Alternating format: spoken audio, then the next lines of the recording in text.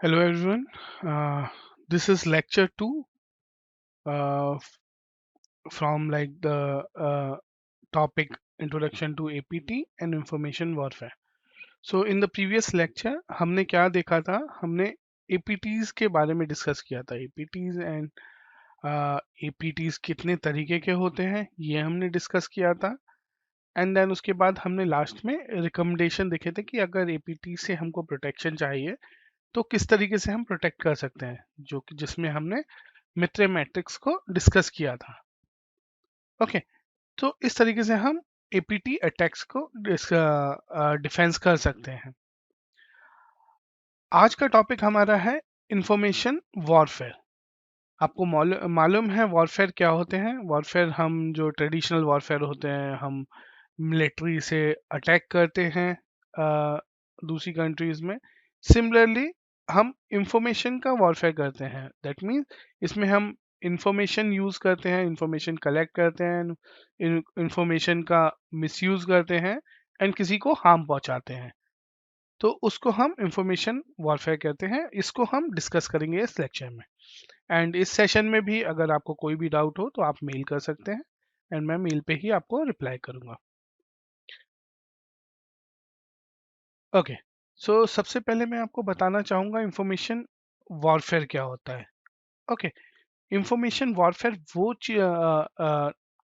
Tactics होती हैं जिसमें हम इंटरनेट और सोशल मीडिया और सोशल नेटवर्किंग और जो पब्लिक इंफॉर्मेशन पड़ी रहती है, बहुत सारे हमारे पब्लिक पोर्टल्स होते हैं, बहुत सारी गवर्नमेंट वेबसाइट्स होती हैं जिसमें हमारी इंफॉर्मेशन पड़ी रहती है, ऑनलाइन इंफॉर्मेशन मिल जाती है हमको. तो जो भी अटैकर होता है वो क्या करता है, इन सारी चीजों को रिसर्च करता है. इनके बेसिस पे क्या करता है, मिलिट्री अटैक कर सकता है, पॉलिटिकल एडवांटेजेस ले सकता है एंड इंफॉर्मेशन का मैनिपुलेशन कर सकता है, और या फिर किसी इंफॉर्मेशन को डिनाइल ऑफ सर्विस मतलब डिसरप्टिंग कर सकते हैं, डिस्ट्रॉय कर सकता है, या उसको टेम्पररी आउट ऑफ अवेलेबिलिटी कर सकता है, और या फिर किसी पर्टिकुलर कमिटी को इन्फ्लुएंस कर सकता है. आपने देखा होगा बहुत सारे आपके पास व्हाट्सएप मैसेजेस आते हैं किसी पर्टिकुलरली टॉपिक पे इन्फ्लुएंस करने के लिए. तो सिमिलर टाइप से ये इंफॉर्मेशन वॉरफेयर में हम इंटरनेट और सोशल मीडिया, जो भी पब्लिकली इंफॉर्मेशन अवेलेबल है, उसको यूज करके हम किसी एक एडवर्जरी का के ऊपर अटैक करते हैं. ओके, उसको हम बोलते हैं इंफॉर्मेशन वॉरफेयर. इंफॉर्मेशन वॉरफेयर ज़्यादातर फॉल्स होते हैं एंड वो मिसलीड इंफॉर्मेशन आपको देते हैं. इसमें हमारे साइबर अटैक्स भी आते हैं, या फिर प्रोपोगेंडाज, अगर किसी ने प्रोपोगेंडा बनाया हुआ है उसको फॉलो अप कराना है तो उसके लिए हम कुछ पोस्ट बना सकते हैं या कुछ भी जिससे हम लोगों को, कम्युनिटी को इन्फ्लुएंस कर पाए. और इससे हम करते क्या हैं, जो भी हमारा विक्टिम है उसको हम डिसीव कंफ्यूज करेंगे, डिमोरलाइज करेंगे, जिससे हम उससे एक स्टेप अहेड हो जाए. ओके, सो ये हमारा मोटिव होता है किसी भी मतलब इंफॉर्मेशन वॉरफेयर में, कैसे हम इंफॉर्मेशन का यूज करके अपने अपोनेंट को डिमोरलाइज करें या कंफ्यूज करें. ये सारी चीजें हम इंफॉर्मेशन वॉरफेयर में करते हैं. हाँ, हम इसके एग्जाम्पल्स लास्ट उसमें लेंगे, जिसमें हम आपको बताएंगे कि रिसेंटली क्या स्टेटस है और कौन कौन सी कंट्रीज इसमें इन्वॉल्व हो रही हैं. एंड आप देखोगे जो सबसे बड़ा वॉर चल रहा है उसमें इंफॉर्मेशन वॉरफेयर का किस तरीके से यूज है. ओके, अब ये इंफॉर्मेशन वॉरफेयर में एक्चुअली आपको पता है कि भाई हम साइबर का अटैक्स का यूज करेंगे तो हमको टेक्निकल पीपल चाहिए. तो ये कौन होते हैं जो इसमें इन्वॉल्व होते हैं? तो ये कभी स्टेट एक्टर्स होते हैं, जैसे हमारी गवर्नमेंट्स हो गई. गवर्नमेंट्स अपने खुद के एक ऑर्गेनाइजेशन रन करती हैं, जिस ऑर्गेनाइजेशन में सेट ऑफ स्किल्ड हैकर्स होते हैं. जो कि इन सबको प्रोसेस करते हैं। एंड देन कुछ नॉन स्टेट एक्टर्स भी होते हैं, जो जैसे प्राइवेट एजेंसीज हो गई, जो अ, दूसरी प्राइवेट एजेंसीज को कंपटीशन से बाहर करने के लिए ये सारे एजेंडाज चलाती हैं, and they use the information that is available on public, and उसका मिसयूज करके उनको उनकी रेपुटेशन को डाउन करती हैं। तो ये अनदर एक्टर्स हो गए हमारे जो इसमें इन्वॉल्व होते हैं। कुछ इंडिविजुअल्स भी होते हैं, हम आपको एक एग्जांपल देंगे बहुत अच्छा, जिसमें कोई इंडिविजुअल ही इस कैंपेन को चलाता है। वो रेगुलरली सोशल नेटवर्किंग पे गलत इंफॉर्मेशन को पोस्ट करता रहेगा, एंड जो भी विक्टिम्स हैं उस इंफॉर्मेशन को देख के उसको सच मानेंगे, एंड दे एक्ट अकॉर्डिंगली। सो कुछ इंडिविजुअल लोग भी होते हैं जो इस वॉरफेयर में इन्वॉल्व होते हैं। And another is like this information warfare is traditional detection, like traditional warfare के साथ मिलके बड़े अटैक्स भी कर सकते हैं, वॉरफेयर अटैक्स भी कर सकते हैं, जो कि हम बैटलफील्ड में देखते हैं। इसका एग्जाम्पल हम बाद में डिस्कस करेंगे, जैसे जो कॉन्फ्लिक्ट चल रहा है रशिया एंड यूक्रेन का, उसमें हम देखेंगे कैसे रशिया और यूक्रेन इंफॉर्मेशन को यूज करके अपना ट्रेडिशनल मिलिट्री अटैक्स स्टैब्लिश करते हैं, अटैक करते हैं, और उससे डिस्ट्रक्शन मल्टीपल टाइम्स ज़्यादा हो जाता है, इफेक्टिव हो जाता है। ओके, एंड इसमें ही आप देखोगे इंफॉर्मेशन को यूज करके वॉरफेयर के समय ही लोग अपने पॉलिटिकल कैंपेन चलाते हैं, एंड इसमें हम इकोनॉमी भी डाउन कर सकते हैं किसी की, अगर हम कोई गलत इंफॉर्मेशन दे दें पब्लिक को, जैसे कि don't buy these products. Okay, like आपने देखा होगा कि चाइनीज प्रोडक्ट नहीं खरीदना, एंड उसका रीजन कुछ आपको पोस्ट मिलते होंगे। तो सिमिलरली इस तरीके से हम किसी कंट्री की इकोनॉमी भी डाउन कर सकते हैं, कि अगर आप, इंडिया एक बहुत बड़ा मार्केट है और वो चाइनी प्रोडक्ट बंद कर दें यूज करना, तो उनका सप्लाई चेन टूट जाएगा एंड उनकी इकोनॉमी नीचे जाएगी। तो सिमिलरली ऐसे हैं कैंपेन्स भी चला सकते हैं जिससे किसी की इकोनॉमी डाउन हो जाए। एंड सोशल मूवमेंट हम देखते ही हैं, फेसबुक एंड आपको इंस्टाग्राम्स वगैरह पे मिल जाएंगे। तो इस तरीके से लोग गलत इंफॉर्मेशन दे के उसका मिसयूज करते हैं।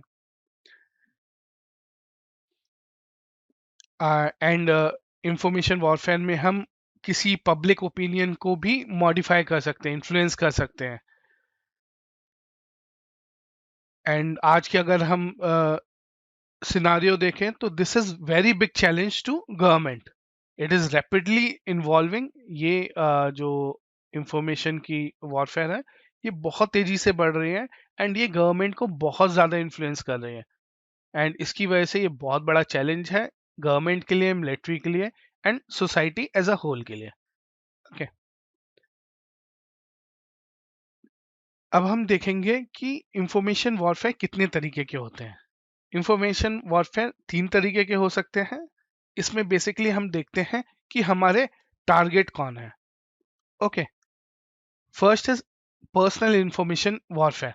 पर्सनल इंफॉर्मेशन वॉरफेयर का मतलब होता है कि हम पर्टिकुलरली टारगेट जो है हमारा इंडिविजुअल है। तो हम एक इंडिविजुअल को टारगेट कर रहे हैं, जिससे हम इंफॉर्मेशन को रिवील करेंगे।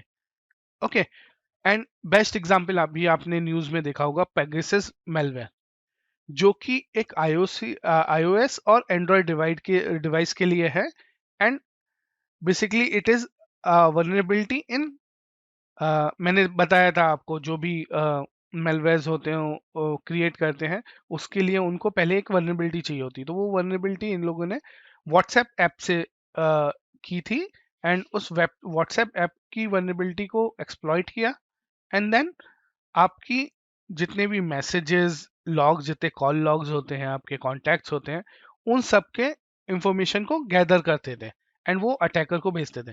तो बेसिकली ये एक इजराइल कंपनी ने, जो कि एनएसओ ग्रुप है, उसने इसको डेवलप किया था, and this is like a spyware.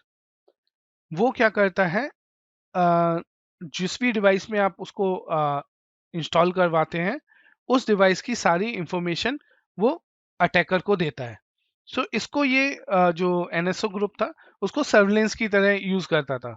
वो उस डिवाइस की मॉनिटरिंग करता था कि उस डिवाइस पे क्या क्या हो रहा है, क्या एक्टिविटीज हो रही हैं। ये किस तरीके, इसका अटैक वेक्टर क्या था? ये अटैक वेक्टर सिंपल था, अ, बहुत ही डेंजरस मेलवेयर था। इसका जस्ट एक मिस कॉल करते थे, जो अटैकर है एक मिस कॉल करेगा व्हाट्सएप पे, एंड व्हाट्सएप पे जैसे ही जो विक्टिम है वो व्हाट्सएप कॉल को उठाएगा, देन पेगासस मेलवेयर इंस्टॉल हो जाएगा। Okay, this was very dangerous attack. Okay, and इसको अदर तरीके से इसका अटैक वेक्टर अदर भी हैं, जिसमें वो मैनुअली इंस्टॉल करते हैं। जैसे आप किसी शॉप पे गए अपने फोन को रिपेयर करने, तो वहां पे भी ये इंस्टॉल हो कर सकते थे अटैकर्स। ये जो डिवाइस थे, जो भी इन्फेक्टेड डिवाइस थे, ये एक सीएनसी सर्वर से कनेक्ट होते थे, और वो सीएनसी सर्वर इंफॉर्मेशन गैदर करके डायरेक्टली अटैकर को भेजता था। ओके, सो ये अटैक कुछ इस तरीके से था, जो कि एक इंडिविजुअली के लिए था। ओके, सो ये बहुत बड़ा एग्जाम्पल है पर्सनल इंफॉर्मेशन वॉरफेयर का। सेकंड है हमारा कॉर्पोरेट इंफॉर्मेशन वॉरफेयर। आपने देखा होगा कि यूएस की एक आपको न्यूज़ सुनी होगी, जिसमें यूएस इलेक्शन में एक अटैक होके उनके इलेक्शन उसको इन्फ्लुएंस किया था। Okay, this is in news of 2016। Okay, so ये एक बहुत बड़ा अटैक था, जिसमें पूरी की पूरी कंट्री के ऊपर, मतलब एक पॉलिटिकल पार्टी का अगेंस्ट एक कैंपेन चलाया गया था, जिसके बेसिस पे जो उनके इलेक्शन थे वो इफेक्ट हुए थे। तो इस तरीके से अगर हम किसी पॉलिटिकल ऑर्गेनाइजेशन या किसी कंपनी, अगर आपने एक न्यूज़ देखी होगी सम इयर्स बैक कि कॉग्निजेंट कंपनी, जो that is IT service based company, उसके ऊपर एक मेज रैंसमवेयर का अटैक हुआ था। सो स्पेसिफिकली एक मेलवेयर बनाया गया था, जो कि कॉग्निजेंट आईटी कंपनी के लिए था, एंड उस पे किसी एम्प्लॉय ने, और that was in like attack vector was a spear phishing, जिसमें वहाँ के एम्प्लॉय ने एक लिंक पे क्लिक किया, and then the complete company was like devices in the company were encrypted with a ransomware, and the ransomware name was Maze ransomware. Okay, so इस तरीके से हम एक सोसाइटी के ऊपर इंफॉर्मेशन वॉरफेयर देख सकते हैं। Okay, then global information warfare, जिसमें हम क्या करते हैं, जो अटैक होता है उसका जो टारगेट होता है वो पर्टिकुलरली इंडिविजुअल नहीं होता है, ना कोई एक कंपनी होती है। This is like in wild, आप उस मेलवेयर को या उस अटैक को जस्ट वाइल्ड में छोड़ देते हैं, एंड जो भी उस इंफॉर्मेशन को गैदर, लाइक आपने कोई वेबसाइट बनाई, एंड वेबसाइट के पीछे आपने कोई अपना मेलवेयर डिप्लॉय कर दिया, तो अगर कोई भी यूजर उस वेबसाइट को विजिट करेगा, तो वो इन्फेक्ट हो जाएगा।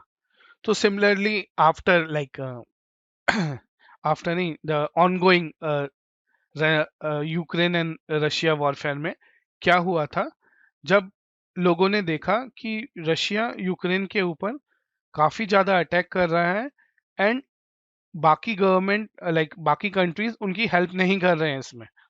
ओके, सो देन एक इंडिविजुअल पर्सन था, उसने एक मेलवेयर क्राफ्ट किया, जो कि बिल्कुल फ्लैट असेंबली लैंग्वेज में लिखा हुआ था। उस मेलवेयर को उसने वाइल्ड में छोड़ा, and then that malware was not exactly a ransomware, but वो एक रैंसम नोट छोड़ता था, एंड बाकी वो सारे सिस्टम्स को वाइप करता था, फाइल्स के जो भी सिस्टम पे फाइल्स होंगी उन सबको कुछ कुछ पार्ट में करप्ट कर देता था। तो दैट मीन्स आप उसका सिस्टम पूरा करप्ट कर देते थे, एंड देन उसका जो एक फाइल ड्रॉप करता था, उस फाइल में कुछ इस तरीके से नोट था, हेलो माय नेम इज हसजादे, this is a security researcher in well reputed company. So this was a fake note that he's actually defrauding some researchers.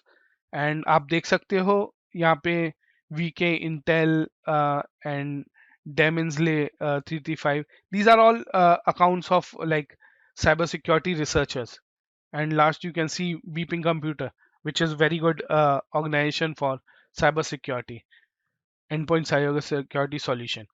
सो इन सब के नाम उसने इसमें डाले थे कि अगर आपको इस मेलवेयर से रिकवरी चाहिए तो इनसे डिस्कस करिए। But actually this was not a ransomware, ये एक वाइपर था जो कि क्या करता था, किसी भी फाइल को इन बिटवीन से डिलीट कर देता था, कुछ कुछ चंक्स में डिलीट कर देता था। अगर कुछ इंफॉर्मेशन मिस हो जाती है अगर किसी भी फाइल में, तो वो करप्ट हो जाती है, उसको आप वापस रिस्टोर नहीं कर सकते। इन रैंसमवेयर में क्या होता है, हम फाइल को इनक्रिप्ट कर देते हैं विथ एक सम की, जो अटैकर की होती है उससे इनक्रिप्ट कर देते हैं। तो आपको अगर की दे दी जाए तो आप उसको डिक्रिप्ट कर सकते हो। But in case of wiper, अगर आपकी फाइल को उसने डिलीट कर दिया, कुछ पार्ट्स में डिलीट कर दिया, तो आप उसको रिकवर नहीं कर पाओगे। ओके, सो इसने ये नोट डाला, एंड उस नोट में आप देखोगे अगर लिखा हुआ, उसने रीजन लिखा कि क्यों उसने ये अटैक जनरेट किया and what he wants from the world. So उसमें अगर आप पढ़ोगे तो यहाँ पर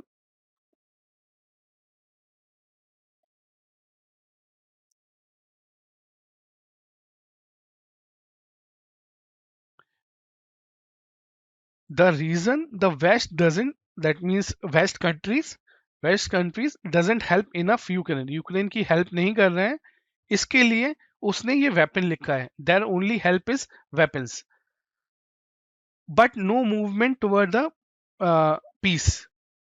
वो ये बोलना चाह रहा था जितनी भी वेस्ट कंपनीज हैं, कंट्रीज हैं, वो उसको मतलब यूक्रेन को सिर्फ वेपन्स दे रही हैं बट उसको रोकने के लिए कुछ नहीं कर रही हैं। एंड ही वांट्स, लाइक उसने अपना मोटिव लिखा, he wants stop the war, go to the street. That means आप कोई प्रोपोगेंडा चलाइए जिससे आप इसको पीस मतलब रोक सकें। And he says like, help Ukraine, come to the street, and we want our children to live in peaceful world. So this was not specific for some industry or some society, this message was for the complete world itself। okay, and जो malware था ये किसी particular campaigns का भी नहीं था, that means कोई threat actor भी नहीं था इसके बिहाइंड। ये किसी स्टूडेंट ने या किसी इंडिविजुअल ने, टेक्निकल इंडिविजुअल ने डायरेक्टली इस मेलवेयर को लिखा एंड इसको पब्लिक कर दिया। और ये किस तरीके से उसने, क्या अटैक वेक्टर था इस मेलवेयर को डिस्ट्रीब्यूट करने के लिए, इसने क्या किया था, इसने कुछ एडवेयर्स बनाए थे, कुछ बंडल लाइक कुछ जेन्युइन सॉफ्टवेयर के साथ इस मेलवेयर को बंडल करके भेजा हुआ था, एंड कुछ पायरेटेड सॉफ्टवेयर के साथ अटैच किया हुआ था, जो भी उस पायरेटेड सॉफ्टवेयर को डाउनलोड करता एंड डायरेक्टली वो इन्फेक्ट हो जाता। ओके, सो इस तरीके के जो अटैक होते हैं वो हमारे आते हैं ग्लोबल इंफॉर्मेशन वॉरफेयर में। अब अब मैं आपको बताऊंगा कि ये सब कैसे स्टार्ट हुआ, कैसे लोगों को पता चला कि हम इस साइबर स्पेस को हम यूज कर सकते हैं एज अ वेपन। सो मैं आपको एक स्टोरी बताना चाहता हूँ। ये स्टोरी एक ईरान के वेरी स्मॉल एंटीवायरस कंपनी की है, जहां पर एक इशू रेज होता है किसी क्लाइंट के पास, जिसमें उसको देखता है कि ब्लू स्क्रीन ऑफ डेथ, आपने देखा होगा जब भी आपका सिस्टम क्रैश हो जाता है एक ब्लू स्क्रीन आती है जिसमें लिखा होता है your PC run into a problem that is could not handle. So उसकी वजह से वो रीस्टार्ट होता है and it will end up with a blue screen. Okay, then उसके बाद आप कुछ नहीं कर सकते हो। मे बी आप हार्ड रीसेट करोगे तो फिर देन ऑन हो जाता है and later the computer reboots and respond with a window misconfiguration error.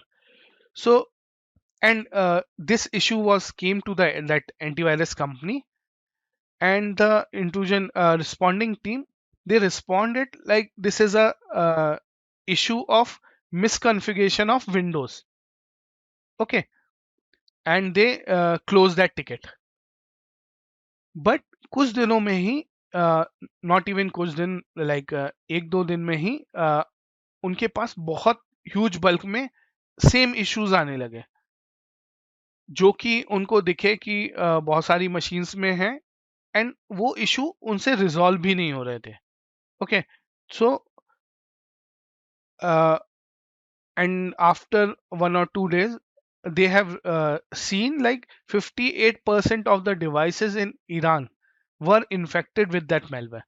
That they after seeing like 58% of devices are getting the same issue, so they reported like there is an some attack which is actually which have infected the 58% of the complete population devices in Iran. Okay, so and they don't know like किसने ये attack किया हुआ है and ये attack क्या कर रहा है सिस्टम के ऊपर, ये भी किसी को नॉलेज नहीं थी। But they are seeing only BSOD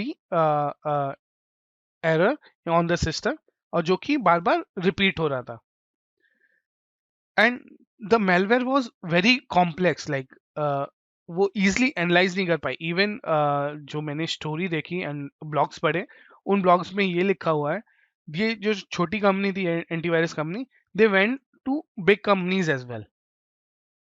okay, but maybe जो एनालिसिस का रिपोर्ट निकली उन लोगों के पास से तो उनने उसको हाइड करने की कोशिश की because there were some artifacts of involvement of big countries in that.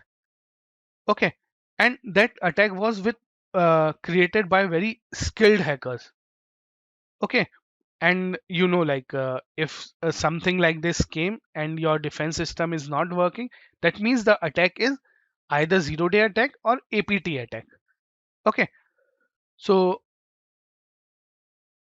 after some days, what happened, there is a guy called Frank Baldwin.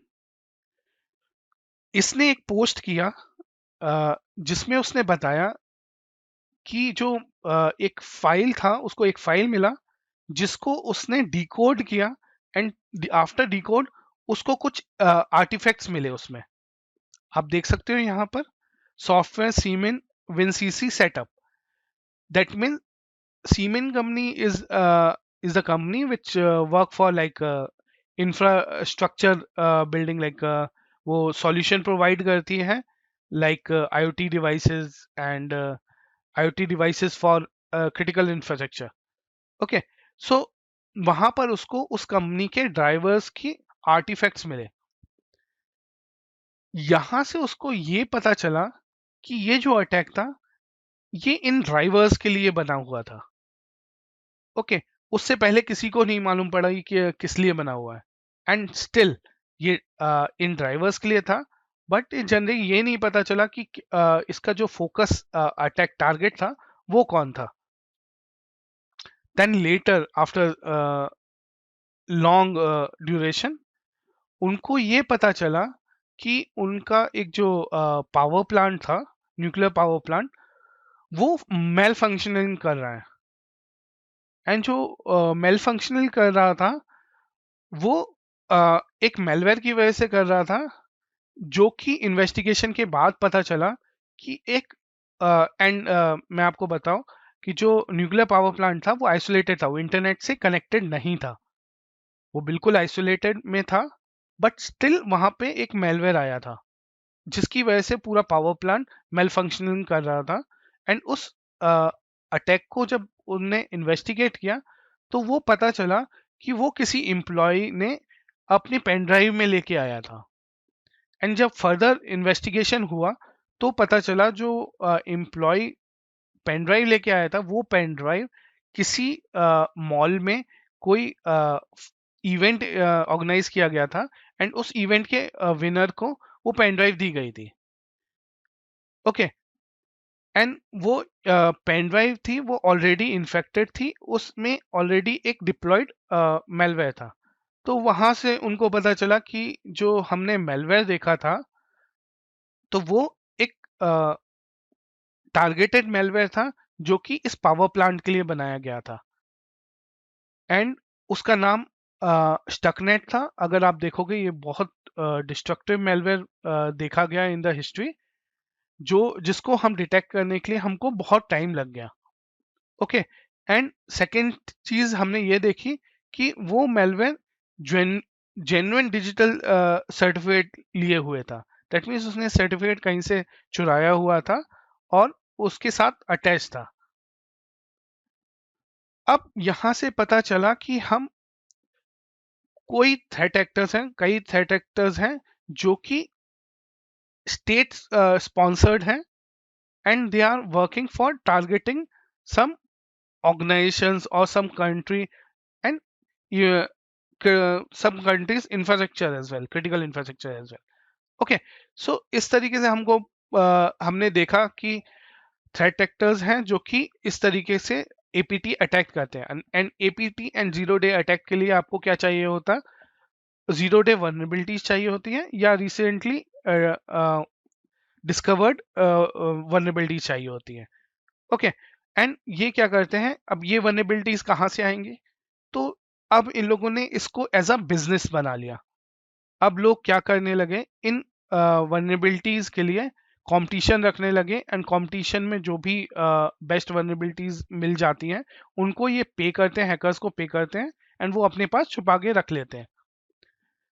Okay, so now scenario is like every country they make one organization which will like uh, keep these vulnerabilities like unknown vulnerabilities with them without the knowing others these vulnerability, and they will use it to do cyber warfare. And cyber, what is the difference between cyber warfare and uh, your information warfare? Cyber warfare is one of the subset of information warfare, जो कि सिर्फ अगर आप information warfare सिर्फ military purposes के लिए use कर रहे हो देन उसको हम साइबर वॉरफेयर बोलते हैं। ओके, सो बस यही डिफरेंस है, otherwise all the tactics and technology that you will use it will be same. Then आपने एक और एग्जांपल मैं आपको डिस्कस करना चाहता हूँ जिसमें आप इसको देख सकते हो कि ये कितना डेंजरस हो सकता है। अब आपने देखा स्टकनेट कैसे जनरेट किया गया था and now people are keeping these what we call exploits, unknown exploits with them so that they can attack when they need to do some attacks and all. Okay, इसका एक एग्जाम्पल, बहुत अच्छा example है internal blue exploit जो कि WannaCry में use हुआ था।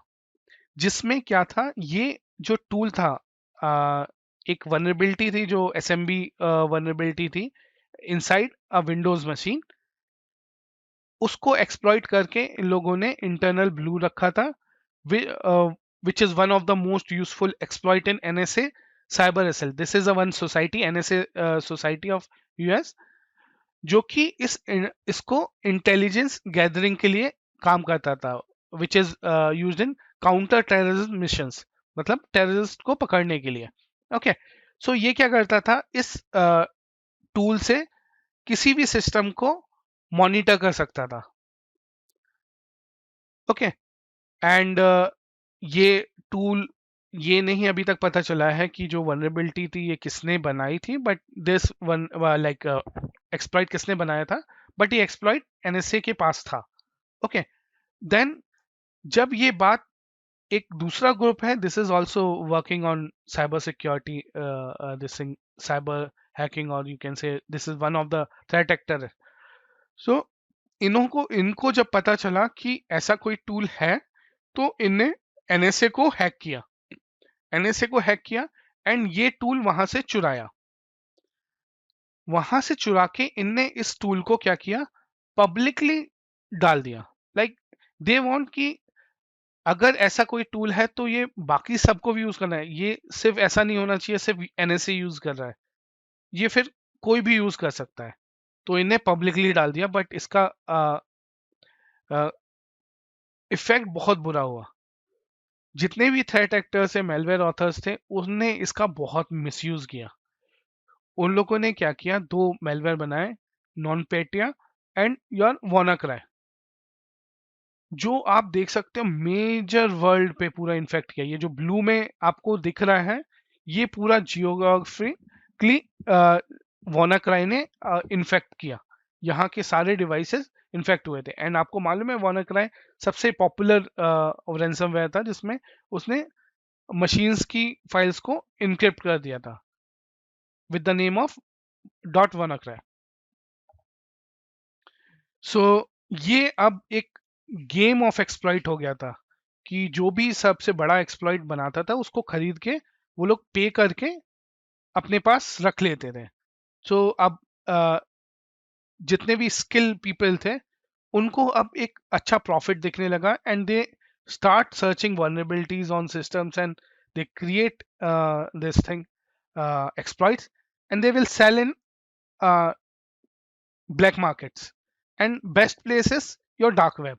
तो डार्क वेब पे अब क्या होने लगा, बैटिंग होने लगी with these things, and now this become a business, okay, where like skilled people are producing this exploits, and जो हमारे थ्रेट एक्टर्स वगैरह हैं, जो कमिटीज हैं, कुछ बड़ी बड़ी ऑर्गेनाइजेशंस हैं, वो इन एक्सप्लॉइट्स को खरीद के अपने पास रख लेते हैं for making profits. So now when we talk about cyber warfare, तो अब साइबर वॉरफेयर समथिंग कुछ इस तरीके से बन गई है। आप यहाँ पे देखोगे जो हमारी मिलिट्री होती है वो अपना इंफॉर्मेशन गैदर करती हैं, एंड उन इंफॉर्मेशन पे एनालिसिस करके देन अटैक्स करती हैं।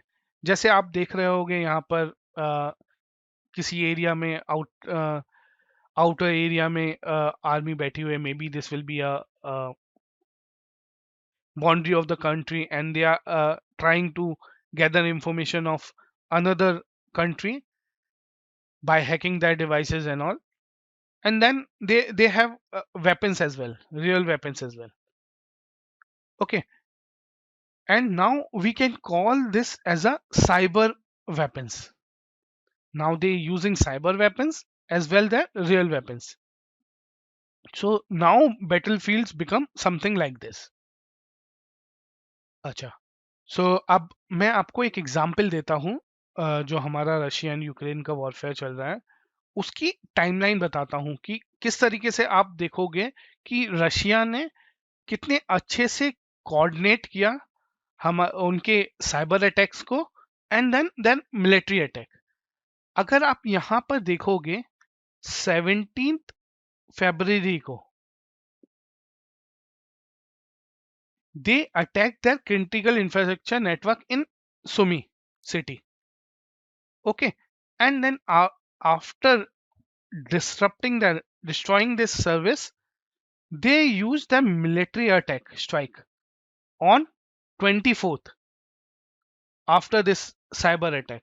So now people are not knowing like what happened, and they unke resources kam pad gaye because some of the resources were stopped, because it is like DOS attack, मतलब जो भी उनका critical infrastructure है उसको आपने down कर दिया, and then आप फिजिकली मिलिट्री स्ट्राइक कर रहे हो। तो इससे क्या होता है, आपकी जो मिलिट्री स्ट्राइक्स हैं वो बहुत इफेक्टिव हो जाती हैं। ओके, सिमिलरली आप इस टाइमलाइन में जाएंगे तो आप देखेंगे कि पहले रशिया ने क्या किया, पहले साइबर अटैक किए एंड देन उसके बाद मिलिट्री अटैक किए, जो कि उनके बहुत इफेक्टिव रहे। बट जब मैं आपको बात करूं कि अब यूक्रेन के पास वर्ल्ड का सपोर्ट है। तो अब क्या हो रहा है, जो थ्रेट एक्टर्स हैं जो अ, इन दोनों कंट्रीज से बाहर थे, they are supporting Ukraine, and now they are actually creating attacks toward Russia. Okay, so now these cyber warfare, they have changed the complete battlefield. कि पहले जिस तरीके से अटैक होते थे वो डिफरेंट है, और अब अटैक होते हैं वो बिल्कुल टोटली डिफरेंट है। एंड इस साइबर वॉर से फेयर से हम ऑब्जर्व करें तो हमको कुछ लर्निंग मिलती है कि क्या क्या अटैक अगर कोई भी साइबर वॉरफेयर करता है तो कौन कौन से अटैक सबसे ज्यादा होते हैं। तो हम देखेंगे उसमें DoS attack, DDoS attack. DDoS attack कौन से अटैक होते हैं जिसमें हम क्या करते हैं, किसी सर्विस को अनअवेलेबल करा देते हैं। इसको हम बोलते हैं denial of service attack. DDoS होता है कि जब मल्टीपल सोर्स से हम डॉस अटैक करते हैं तो हम उसको बोलते हैं distributed denial of service attack. Okay, so let's say हमको आपकी जो न्यूज चैनल है उसको डाउन करना है, उसकी एक वेबसाइट है उसको डाउन करना है। तो अटैकर क्या कर सकता है, उस पर बहुत सारी HTTP रिक्वेस्ट भेजेगा, एंड देन वो सर्विस क्या होगा, बाकी कोई यूज नहीं कर पाएगा, उसकी पूरी जो बैंडविड्थ है वो हम ही यूज कर लेंगे। तो जिसकी वजह से वो सर्वर अनअवेलेबल हो जाएगा उस एरिया के लिए। ओके, तो इस तरीके से अटैक बहुत सारे किए गए इन साइबर वॉरफेयर में किए जाते हैं। ओके, तो सिमिलरली आप देख सकते हो मेलवेयर्स अटैक हुए हैं एंड हैकर्स एंड लीक्स हुए हैं। दैट मींस लाइक किसी भी आपके रिसोर्स में या फिर आपकी इंडस्ट्री में या आपकी गवर्नमेंट सर्वर्स में, वहाँ उनको हैक करके एंड उधर की इंफॉर्मेशन को लीक किया, एंड फर्दर उन इंफॉर्मेशन जो किया स्टील की, उस इंफॉर्मेशन के अकॉर्डिंगली उनने अदर अटैक्स को प्लान किया और डिप्लॉय किया। ओके, सो आप देख सकते हो कितने सारे फिशिंग अटैक हुए मेलवेयर के वजह से हुए एंड रैंसमवेयर अटैक। बट जब मैंने एक्चुअली इस साइबर वॉरफेयर की स्टडी की तो मैंने देखा इसमें इन लोगों ने रैंसमवेयर यूज नहीं किया है, उसकी जगह इन लोगों ने यूज किया है wiper. That is actually fake ransomware. Ransomware में फाइल इनक्रिप्ट होती है, एंड मैंने आपको बताया कैसे रैंसमवेयर था जो कि वाइपर था, वाइप कर देता था, इनक्रिप्ट नहीं, करप्ट कर देता फाइल्स को। ओके, तो ये ज्यादा यूज हुए हैं, बट वो जो कॉन्सेप्ट है वो रैंसमवेयर का, इसलिए इसको रैंसमवेयर बोलते हैं। तो सिमिलरली इस तरीके से सिनारियो होता है जब भी कोई साइबर वॉरफेयर अटैक्स होते हैं। सो अब हम देखेंगे कि यूक्रेन ने क्या क्या चीजें झेली हैं इस अटैक के बाद। यूक्रेन प्रेसिडेंट जेलेंस्की इन्हें रिपोर्ट किया कि जो हमारी एनर्जी, जो यूक्रेन का जो पावर सप्लाई था उसको साइबर अटैक से डिसरप्ट किया गया, जो कि जिसकी वजह से 4.5 मिलियन कंज्यूमर थे उस सर्विस को, पावर सप्लाई को एक्सेस नहीं कर पा रहे थे, उनकी पावर सप्लाई डाउन कर दी थी। अब जब आप किसी पूरी सिटी की आप पावर सप्लाई डाउन कर दोगे तो that will be a very destructive effect on the country. Okay, similarly उन्हें पावर सप्लाई कम की, उनका वाटर स्टोरेज भी अटैक किया था, एंड थर्ड इंटरनेट कम्युनिकेशन। सो आप देख सकते हो क्रिटिकल इंफ्रास्ट्रक्चर पे सबसे ज्यादा अटैक किया गया।